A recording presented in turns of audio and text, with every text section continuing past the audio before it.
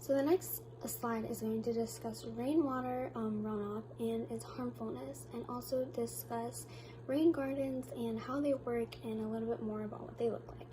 So as we discussed in class, rainwater runoff is not always the best. It can be harmful, and as it runs down the slope, runs down off of these impermeable surfaces like roofs and driveways and things like that, it's going to get very polluted with chemicals and all sorts of things.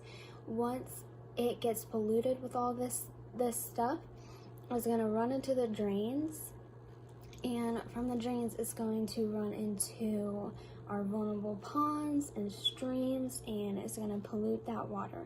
So that's why we thought it would be perfect to put this rain garden on that slope, so where the rainwater can actually hit that rain garden and then be filtered out. So to the right at the top is a really good diagram of how a rain garden works. So the first thing is the rainwater is going to be collected in the garden bed. So as the water runs down the slope of the dining hall driveway, it's going to hit the rain garden. It's going to soak up into the soil. The plants are going to take up that water. The water is going to be filtered. The pollutants are going to be filtered out of it and removed.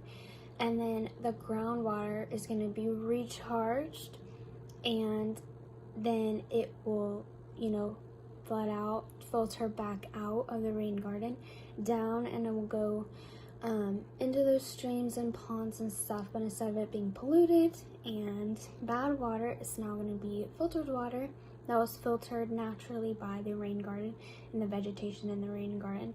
And then the plants will grow, and this will also provide a really pretty and pleasing look to the campus as well.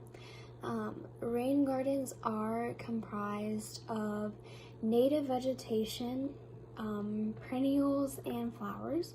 So this is really good because we talked about non-native species and how harmful they are for our environment and stuff. So having that native vegetation in there helps also to have plants that are native to that region and have lived in that habitat, and it's not going to be harming other plants or animals, organisms that are trying to do their job. It's also going to have perennials, which are going to be plants that grow